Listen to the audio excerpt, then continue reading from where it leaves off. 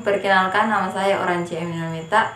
Saya mahasiswa dari Institut Agama Kristen Negeri Kupang. Di sini saya akan menjelaskan materi tentang agama dan kebudayaan. A. Isi kebudayaan. Kebudayaan ialah pikiran, karya dan hasil karya manusia yang memenuhi akan keindahan ilmu.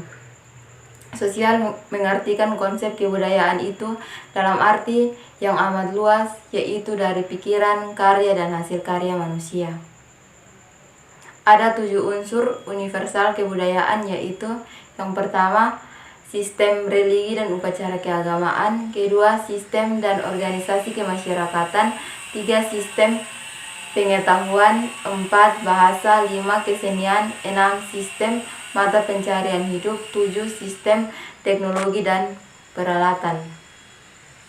B. Kebudayaan yang berwujud.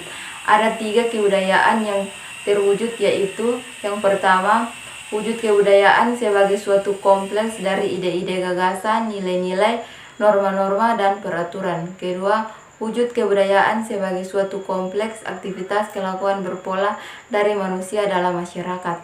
Ketiga, wujud kebudayaan sebagai benda-benda hasil karya manusia.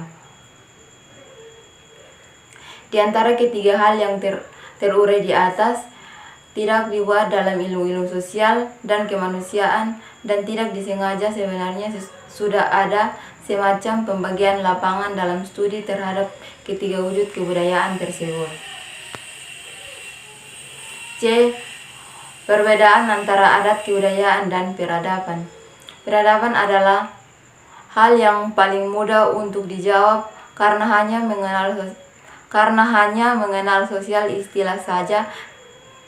Kata kebudayaan berasal dari kata Sanskerta. Budaya ialah bentuk jamak dari budi atau akal. Perbedaan antara kebudayaan dan peradaban adalah sosial lain yang bersangkutan dengan konsepsi bahwa kebudayaan itu mempunyai 3 wujud, ialah 1, wujud ideal. 2, wujud kelakuan. 3, wujud fisik. Adat adalah wujud ideal dari kebudayaan secara lengkap.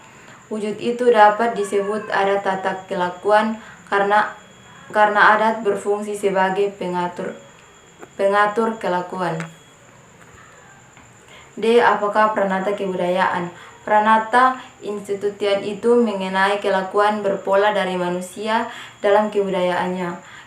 Kebutuhan manusia ada dibagi dalam 8 kelompok pranata, yaitu 1. Pranata yang bertujuan memenuhi kebutuhan kekerabatan. 2. Pranata yang bertujuan memenuhi kebutuhan manusia untuk mencari hidup. 3. Pranata yang bertujuan memenuhi kebutuhan penerangan dan pendidikan manusia. 4. Pranata yang bertujuan untuk memenuhi kebutuhan ilmiah manusia. 5. Pranata yang bertujuan memenuhi kebutuhan manusia untuk menyatakan keindahannya.